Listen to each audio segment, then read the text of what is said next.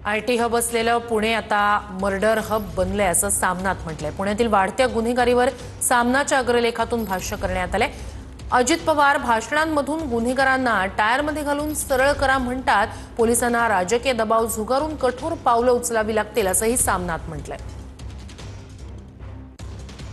तर दोन्ही टोळ्यांमधील बहुतांश गुंड मकोका खाली तुरुंगात असतानाही पुण्याच्या रस्त्यावर दिवसाढवळ्या हत्या घडवल्या जात आहेत।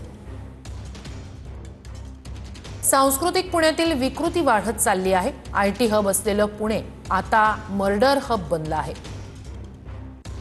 पुण्याचे पालकमंत्री अजित पवार नेहमीच जाहीर भाषणांमधून गुन्हेगारांना टायरमध्ये घालून सरळ करा असं पोलिसांना बजावतात। मग तो टायर पोलिसांना सापडलेला नाही की गृह खातं फडणवीसांकडे असल्यानं दादांचा टायर पंक्चर होत असतो ते देवाभाऊंनाच ठाऊक।